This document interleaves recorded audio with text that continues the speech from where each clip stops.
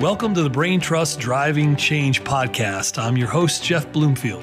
And whether you're a leader, a coach, a salesperson, or even a parent, this podcast focuses on how to leverage the science of decision making to help you become a more impactful communicator and a driving force for change.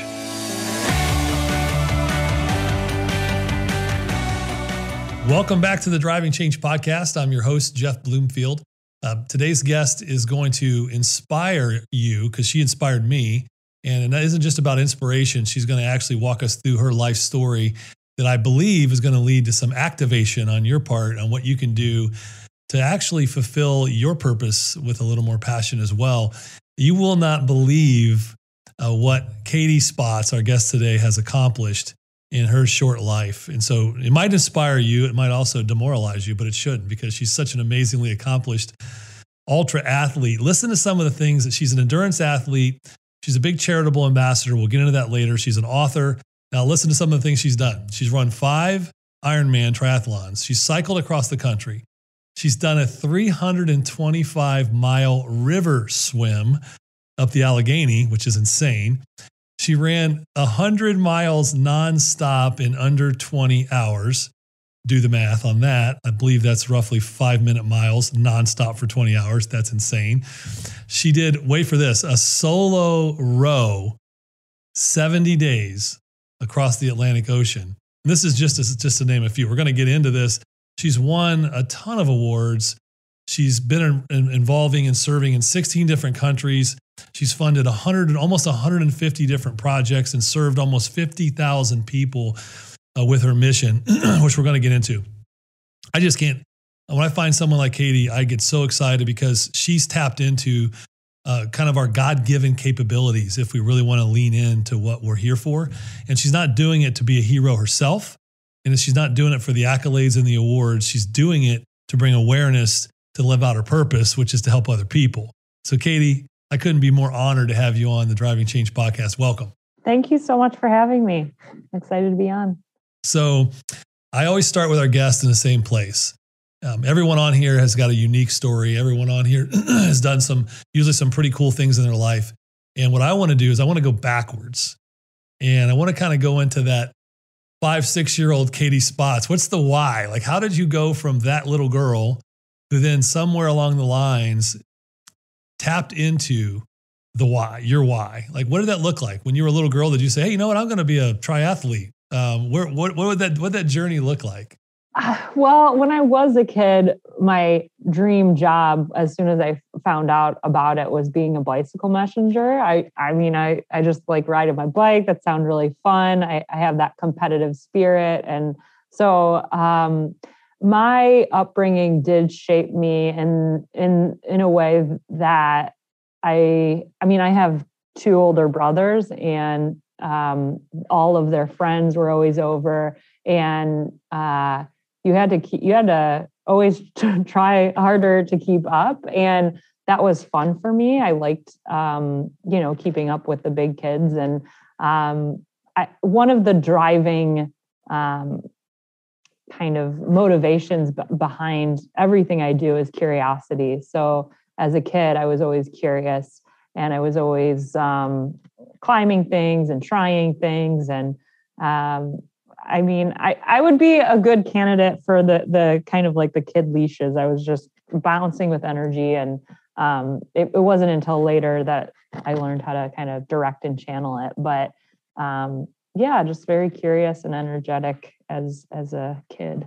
So do you feel like that you just kind of intrinsically had this ability to not believe you had limits when you were young? Oh, or was not, it that just not drive? At all. So I did do all the team sports. So I did soccer, basketball, baseball, and I was physically there, but mentally I was not. So in baseball, you could find me picking flowers in the outfield. In soccer, I didn't know what side of the field to be on. I got confused and turned about. And so I never really got into team sports. And doing endurance now and seeing what endurance is about, and it's about human potential and limits. And with sports teams, that's great that other people can find joy in that. And I could see why they would. For me, the unknown and uncertainty. Like in a game, you're either going to win, you're going to lose, or you're going to tie. In endurance, you get to discover what is the limit, what is humanly possible. And so that is something that's very intriguing to me. But when I was a kid, I wasn't a star athlete. So if anything, I was the bench warmer. So by the time I got to high school, my story was, I'm just not an athlete. I'm just not that athletic. That's not me. And so I focused on other things. And so it was my senior year of high school. I needed to take one gym class to get my diploma. And I was dragging my feet, literally looking through these classes, trying to get a waiver, trying and like write a paper about physical fitness, trying to get a doctor's note that I didn't really need it. And so when I was forced to do a gym class, I picked a walking running class. And my approach was, I'm going to put in the bare minimum effort. And so that's what I did. I just walked. And out of sheer boredom one day, I thought, could I run 1 mile? Something I'd never done before. Is it humanly possible? And I mean, how often does that happen, that the very thing we avoid is the very thing we ought to do, the very thing that kind of unlocks this potential and this growth? And so I wasn't, I ran and I couldn't pace myself. It wasn't pretty, but it was a very defining moment, because how often do we say we can't do things and we don't actually try? And so I never thought I could run 1 mile straight, and I did. So it made me think about, okay, if I said I was wrong about, or I couldn't do it and I was wrong, what else am I saying to myself that I can't do that maybe I could? So it was kind of a moment to change the story and look at the story. Is this true? Is this real? Is this right? Or am I making this up? And so just 1 mile was just enough for me to realize that just because you think you can't do something doesn't mean you're right. I don't think I could do this. Well, if you don't try, you don't actually know if it's true or not. So it gave me a little more space to take those doubts less personally. And so it started there. It started by avoiding running, and here we are today. Wow, let's pause there for a second. Let's drill into that a little deeper, because I think that probably resonated with a lot of people. The very things that we tend to avoid could be the very things that unlock the next level of potential in each of us. Oh yeah. And you kind of stumbled into that, trying to avoid gym class in general, and then trying to avoid running. And then know where you are today from where you started there. How many of us are sitting out there right now avoiding something because we either feel like it's just going to be too hard, or I don't have the skill or talent, I'm not wired that way. And yet it could be the very thing God's trying to put in your path to unlock your potential. Yeah, for sure. And I think my encouragement to others, I mean, you can assume things like, oh, if you're a runner, you must always have been a runner. It must have always come easy to you. And I think it's important to show that usually when you're trying something new, there is an initial resistance. There can be those things, but if you are willing and patient, there's something on the other side, which could be joy, which could be a sense of fulfillment, gratitude. And so it's very normal to feel a certain way, and it's okay. It's also possible that, the best is yet to come, and kind of, there's something amazing to see at the end of that mountain, and that kind of mindset of knowing that, yeah, sometimes things are hard, but sometimes it's the hardest things that are worth it in the end. So, yeah. I also love what you said about, it's such a great lesson too, is we almost live in a culture and a society with a finite mindset around events, whether it be team sports, whether it be jobs, whether it be relationships. We almost put a finite box around, I'm working towards this event. This event has an end, to your point. You win, you lose, you tie, you get the girl, you get the guy, you do that. It's whatever the finite end is. And then when you get there, why do so many people feel a little bit disappointed or not fulfilled? No matter what it is, right? Because it's never enough. Because I think what you're saying is, and I think Simon Sinek is on this kick these days is God designed us for an infinite game. Yeah. And you're saying when you tap into the infinite potential of the human, you can be content without being satisfied because we're on an infinite trajectory. Is that where you kind of started to figure that out? Yeah. So I would say that what can also be kind of troublesome, or at least in my experience, is that faith has definitely changed the way that endurance is, and I may be doing the same things like now that I did in my 20s, but I'm doing it in a much different way only because of faith. And so I guess what's true on my journey is just kind of having faith as a foundation. Like in endurance, sorry, is it okay to edit some of this, or is it? We're straight up. We're straight through, Katie. Okay. Well, the only reason I'm a little bit like hesitant to be, because in my 20s, I kind of placed endurance as my God or my sense of worth. And so I think that could be really hard to enjoy something if you think your worth depends on it. So there's definitely a theme and a thread of me recognizing that a lot of what I was doing was fear-based. And so it feels a lot different to do endurance now because God already knows what you're capable of. So he's never going to be disappointed by what you can't do, what your limits are. And so those are already defined.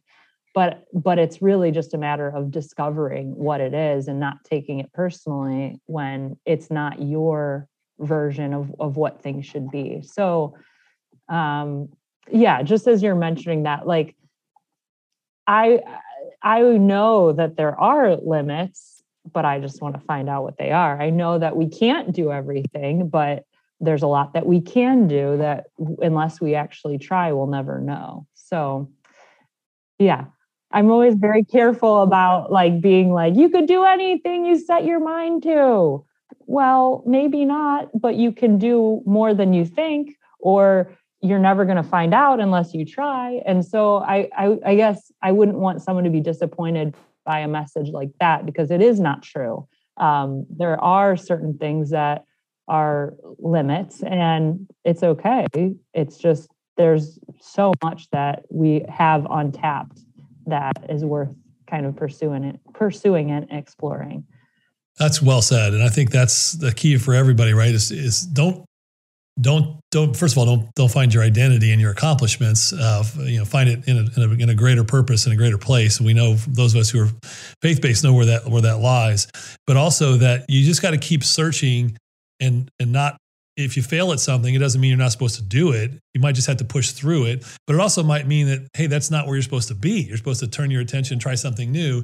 The key though, is to keep trying the things that you fear, that you're afraid of, because you never know what's on the other side of them. So let's go down that journey then. So you run your mile in gym class and you kind of start having a little self-discovery. Where was your first, okay, I'm going to go do this. Like, I'm going to go be a good runner. I'm going to see what my limits are at. Was it running? It was, yeah. So I went with 1 mile and then I was like, oh, okay, if I could do 1, could I do 2? If I could do 2, could I do 3? And I never did the whole just 1 mile, just 2 miles, just 3 miles. Every single new mile was like a Rocky moment. Like, I can't believe I could do 3. What? Like, it was like a marathon doing a 3-mile run. And I was just blown away by what my body it could do. And so, and what our bodies are capable of doing. And so after doing 10 miles, the double digits, that's when I started to think about the marathon. And I didn't know anyone who had done a marathon. If you know the story behind the marathon, it's like someone delivered a message ages ago and then died after doing it. So now we're all going to do it and not die. So, I mean, I thought it was just for Kenyans. I thought it was just for elite runners. And once I showed up to that race, I was so encouraged because I felt like I saw people that looked like me in all shapes and sizes, all ages. And so it wasn't necessarily that I was able to do the marathon, but that anyone could do it, and that it's really a matter of mind, and how much the mindset matters in endurance. Because whether you're the best or the worst runner in the world, when you run a marathon, everyone is going to hurt at some point. And so that's what it means, that it is a mindset. And there's also that balance of, working with your body and not pushing it so hard that it's actually destructive. But just seeing that it's really the mind that will carry you through these endurance challenges, because you will feel fatigued. You will go through. I mean, with marathon running, it's very common to go through the wall or bonk around mile 20. And so these are kind of known things, but that's where that mindset makes a big difference. I love what you said earlier about, and if we could all have this growth mindset versus that fixed mindset. Dr. Carol Dweck talks about in her book, the growth mindset you had, and maybe it's intrinsic and maybe you pushed yourself into it, I don't know, is you celebrated the mile, 3 miles like it was a Rocky movie, right? That if we could just learn to celebrate those successes, but then not rest on those laurels, say, well, that was fun. What if I could do 4? What if I could do 10? Now, so then that pushed you into where you eventually did your first marathon. And where did you go from marathon to, hey, you know what? I wonder if I could do this on a bike. I wonder if I could do this swimming. I wonder if I wonder if I could do a like, what was that next? Was it a triathlon next, or what was the next step? Yeah, I think you can tell that I really had no idea what I was getting myself into by the logic behind what I did next. So after doing my marathon, I thought about doing an Ironman, and in my mind, I was like, okay, so swim, bike, run. I got the run covered. So now I'm going to focus on biking. And instead of following a 16 or 20 week Ironman plan, I was like, I really want to feel confident in my cycling. So I was looking for a cycling event and found out about racing, the Big Ride Across America. And it was to raise funds for American Lung Association. And at the time, my grandma had just passed away, and she gave up smoking the day I was born as her first granddaughter. So it was one of those moments that I didn't need a pro or con list. I knew I wanted to do it, and I knew I wanted to do it in her memory. So this big ride was 3,300 miles all across the United States. And when I decided to do that, it was right after the marathon. And I didn't even have a bike. The last time I had a bike was as a kid, just putzing around town. So it did start with the marathon, led to the ride. And then there was the swim for water. So that was a swimming 325-mile swim. And the row came in after that. So I eventually got to the Ironman, but I think there's so many of these events that really can capture your imagination of possibility. And so, I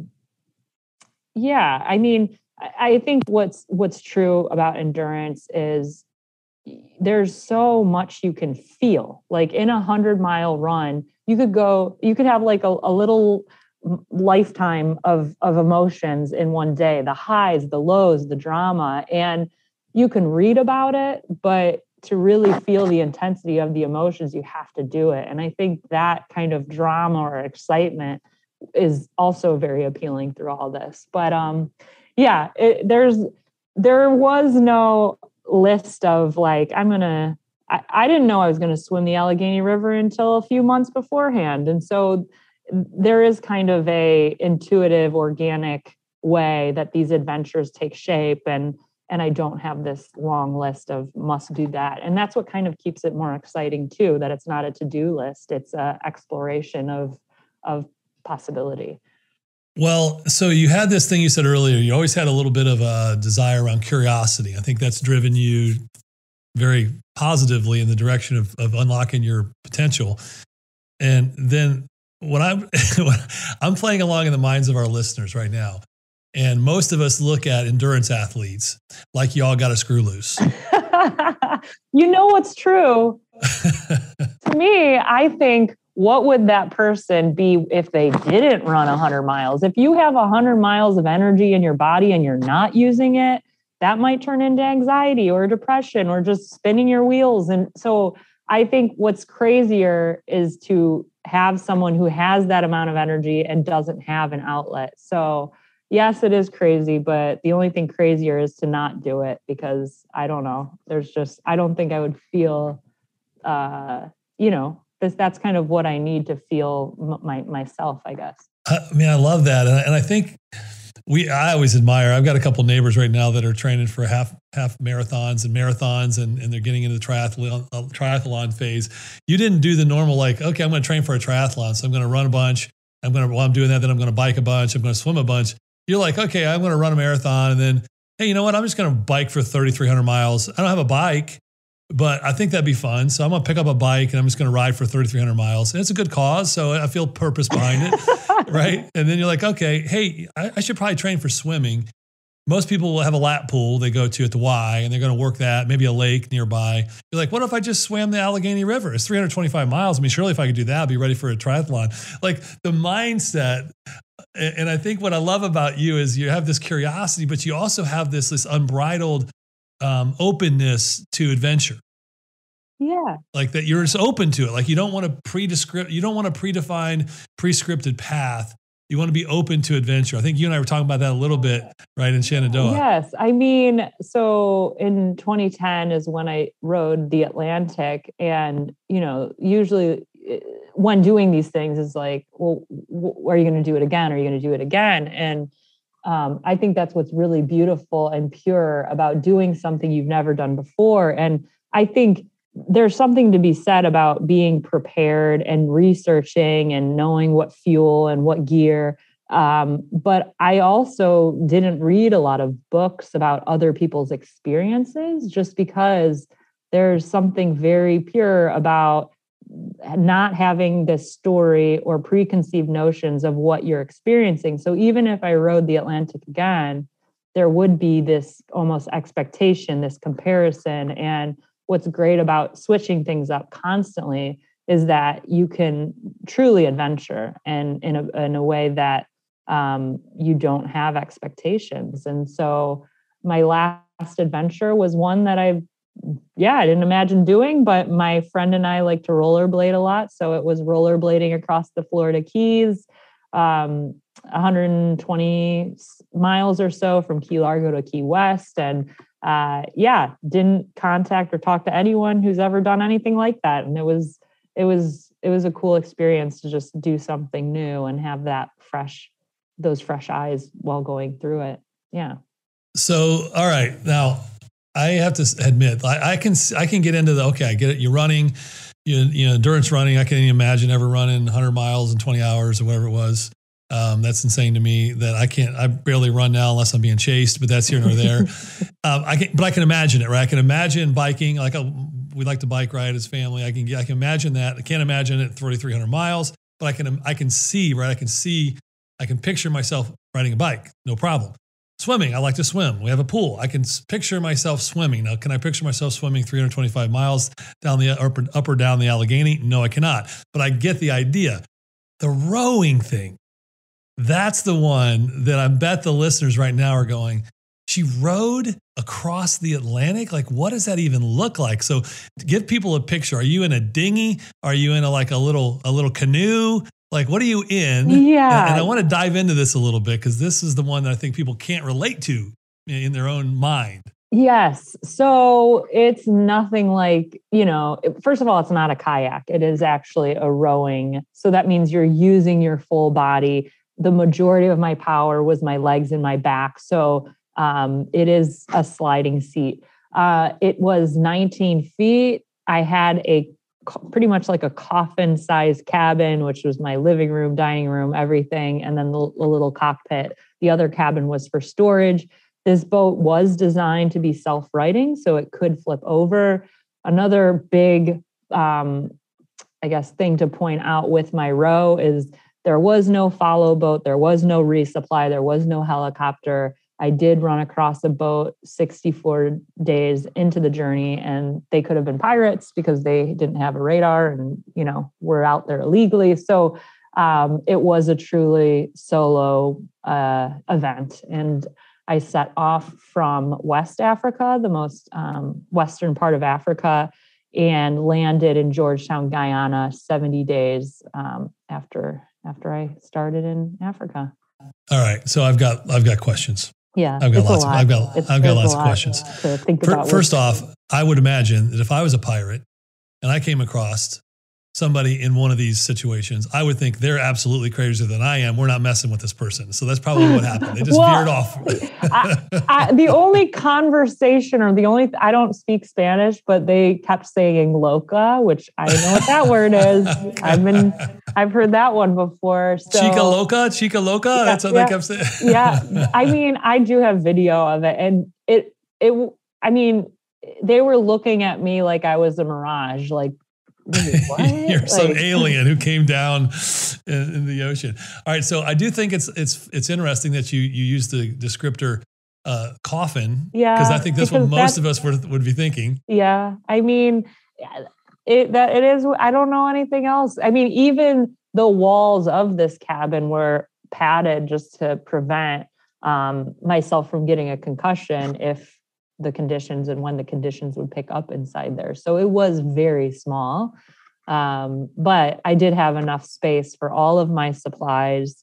I did have a desalinator, so I did have water and didn't have to necessarily carry that, but I had all the food and everything else. Okay, so La Chica Loca is in a padded room.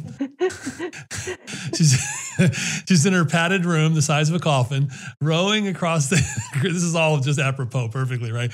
Rowing across there. So you got a desalinator, so you got a way to make water every day.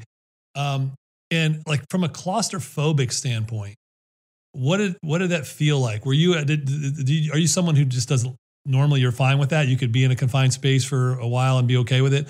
Or did you not, it wasn't a big deal because you could kind of get out if you needed to? Like what did that mindset, what did it feel like to be in that confined space for that long?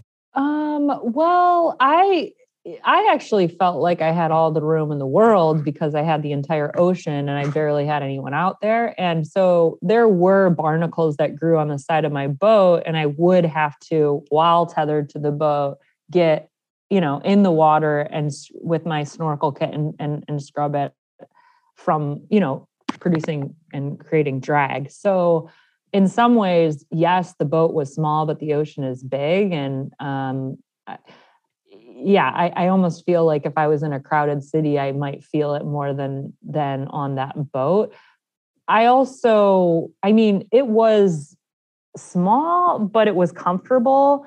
And I liked that everything I needed for 2 or 3 months was in arm's reach. And I had a sheet to show where exactly everything was. And so it was comforting to know that I had my own little self-contained universe that could exist for months and months without any outside. And so it almost was a comforting place to know that I had everything I needed and all I needed to do was turn on the engine and go. And so, And I mean, there's little things that I do in adventure to make it more comfortable. And I had pictures of family and I don't know. I had things that made it feel homey in there. I am in the Coast Guard, and there are times when I felt more claustrophobic being on their boats because in some of the racks for sleeping, I couldn't even bend my knees without hitting them. So it's like 14 inches of clearance between, and it's stacked 3 or 4 high. So I felt more claustrophobic on a boat with other people than I did on that little 19-foot boat. Okay. All right. Yeah. Well, you're making us all feel better. Somewhat.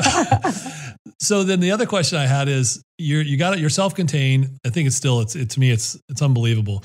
You had no supply boat, no safety boat, no helicopters checking in on you. You're kind of on your own. You are literally Tom Hanks with the volleyball. I had a little tennis ball because space was tight. I had a tennis ball version of it was Minnie Wilson. So Minnie Wilson. It wasn't like Penn or something. So did you have a point in time when you took off? Maybe it's 10 days in, maybe it's 15 days in.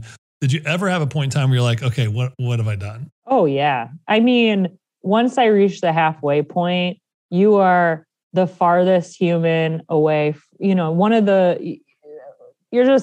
the middle of, you're just so far away from the start, so far away from the finish. And I had expectations on what I would feel at the halfway point, because I know how I felt halfway through my marathon, halfway through cycling across America, halfway through the Allegheny. And that was always a sense of relief. Like, oh, I know what it took to get here. So now I just have to do it again. I know, and now I'm closer to the end than I am the start. Like, there's this mental shift. And it's usually, even in racing, there's a huge, like, okay, now the real race begins. And because you usually pace the first half. And so I was expecting for that to come, and instead it didn't. And what I felt was I did everything to get to this halfway point. I cannot imagine doing it again. I'm sleep deprived. I can't sleep for more than 2 hours because it's feels like I'm sleeping in a sauna. There's flying fish that keep banging into the side of my boat.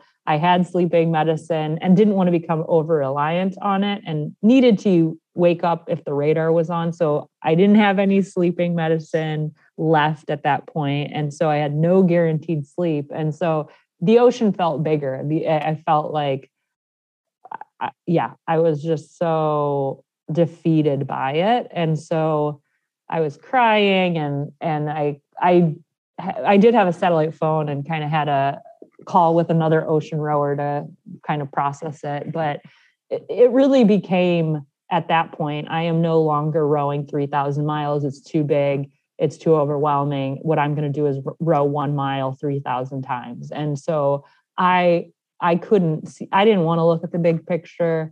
And I let it go and just completely focused on the next step. And truthfully, if you're 100% into those steps in front of you, the result takes care of itself. So I think there are times when seeing the end is helpful. But in this case, it was definitely turning the focus to how can I make the most of this moment in front of me. Okay, first off, there's a big sigh of relief for the audience that they recognize now you are human.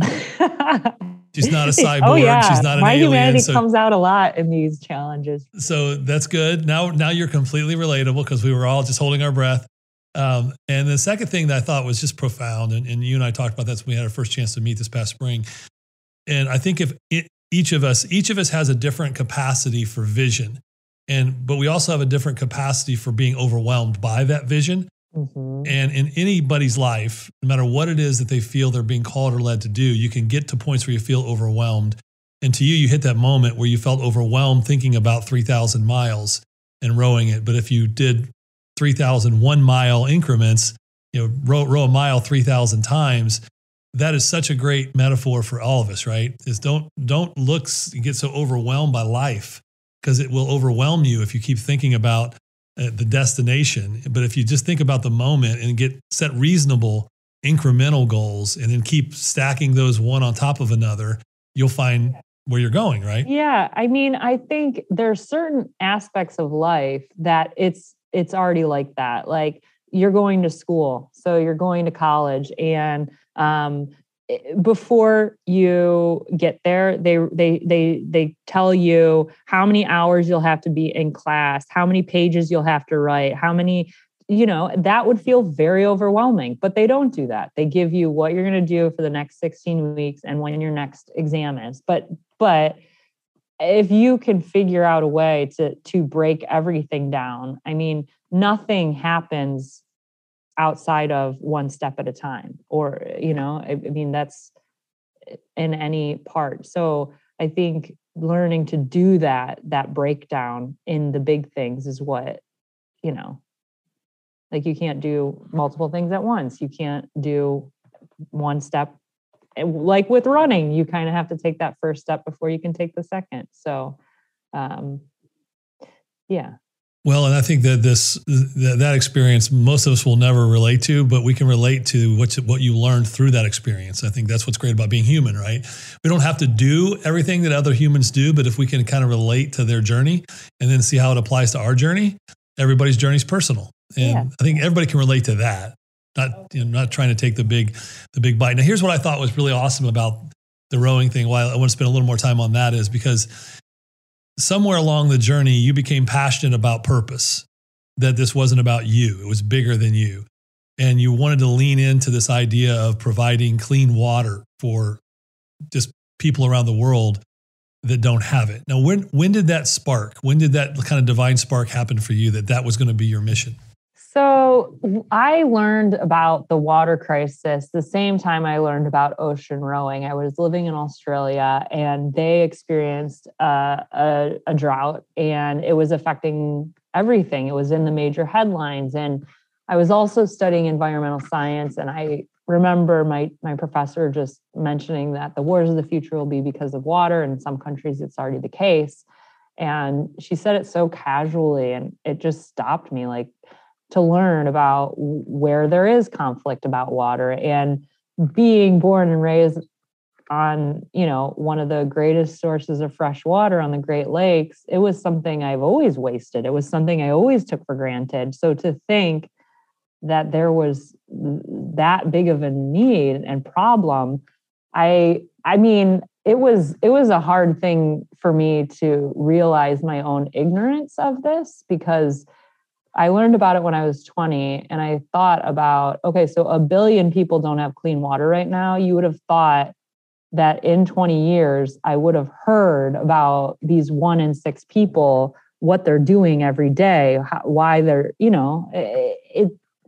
yeah. And so what really made me want to do something about water, I mean, there's many reasons, but it's not just a feel-good cause, but this is a human right. We do have enough water for everyone to go around. It's also a problem that has solutions. We don't need to necessarily put, resources to researching, but funding the projects that do work, biosand filters, wells, hand dug wells.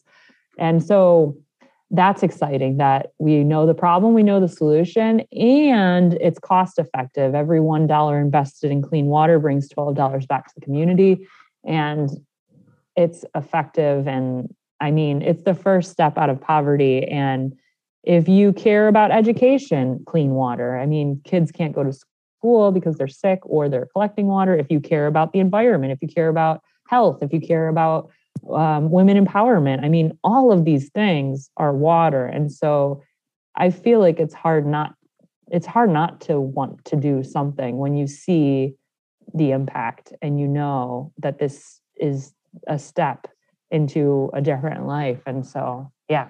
We're going to point everybody in the direction where they can get behind you, getting behind the mission to provide clean water here at the end. But it also led you. So this has been your passion, really since to your point, since the row and your awareness of what really was the true plight of this globally. And then you had a little bit of a setback recently, which has kind of propelled you to the next level of your performance towards pursuing clean water. What is that little backstory on the setback? And then now what's that now led you to, because you're not someone who's going to, set a setback for Katie Spotz is simply just setting the stage for the comeback, right? And you're in that mode now. Tell us a little bit about that story and where that's leading you to next. So I mentioned doing the Skate for Water, a journey, doing an ultra marathon every day on inline skates or rollerblades. And on day 3 of that journey, I did take a tumble, which left me with a torn ACL, torn MCL, and a sprained wrist. Thankfully, because my friend was there and she was helping me brake, I was able to finish the last day of the journey. But I did, after my MCL healed, so that journey was this February. I had surgery on my ACL in April, and I have done these 100-mile runs, and in the back of my mind, 200 was something that I'd always been curious about. It's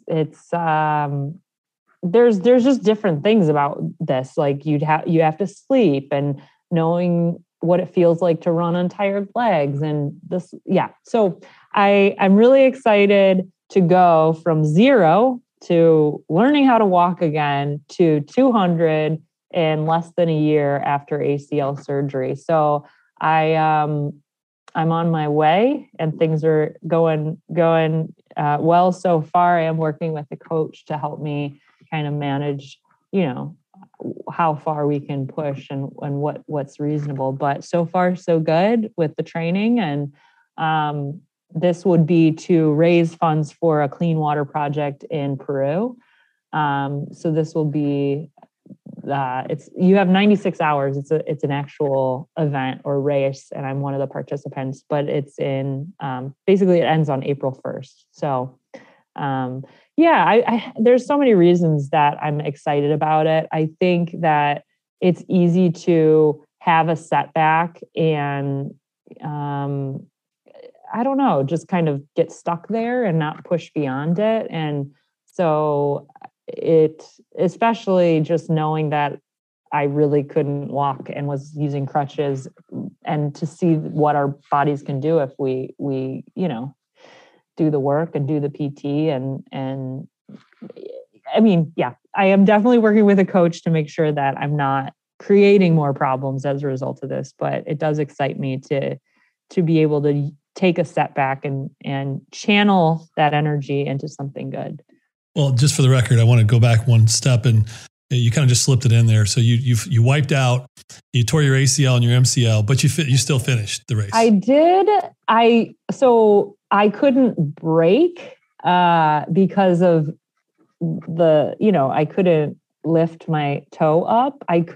So my friend would put out her arm, and she would be my brake. So I went to the ER, and they put it as a knee sprain. And so I didn't actually know in the ER that it was torn, like fully ruptured. It took 2 weeks later after going to PT, and they're like, usually we never see people when it's, you know what I mean? Usually, yeah, you find out. And so it was a very busy ER, and I think they were just kind of like, oh, you're not about to die. Yeah. So yeah, you were triaged. Well, they looked at you and said, well, it's just an MCL and ACL. Someone like you, just get back out there on the course. Let's go. Well, let's point some people to where we can get really involved and get behind you on your mission. Because I think that would be great. So my website is Katie Spotz, KatieSpotz.com. There is a donation link there, which would go to help fund the next clean water project in Peru. There is also an impact page, so you can see on a map on Google Earth or Google Maps, you can see pictures and impact reports and number of people that it's helped. So it's really fun for me to, show donors what's actually happening with any money that is donated. And then I am on Instagram at Katie Spotz, and on Facebook at Hello Katie Spotz. And I also love that in your site, you've got the Garmin Connect, where you can actually follow along where Katie's running, where she's working out, and actually follow and track her in her routes, and see if you can keep up, I guess, right? And just see what's happening. That's pretty cool. Pretty cool feature. And you have a book as well, right? Yes. So that is, you can buy it on Amazon. There is a link on my website, but it's Just Keep Rowing, and it's 70 life lessons for the 70 days rowing across the Atlantic. Amazing. This is very inspirational, and I encourage everybody to go to katiespotz.com. You're going to probably get lost in there. There's so many great places to go, but most importantly, I know, because I know her, is get behind the movement for clean water. And sometimes we don't know what to do. We want to help support people. We want to help support movements because we know there's a problem in the world, but we don't know how to do it. And Katie has made that path clear for us. We don't have to run the marathon. We don't have to run 200 miles in 96 hours. We don't have to row 70 days across the Atlantic. We just have to support her while she's doing these things. And by supporting her, we are supporting clean water across the world, specifically now in this location of Peru. So, you know what? I know you don't want the kudos, but you're a hero to a lot of people out there, especially a lot of young women, a lot of young girls.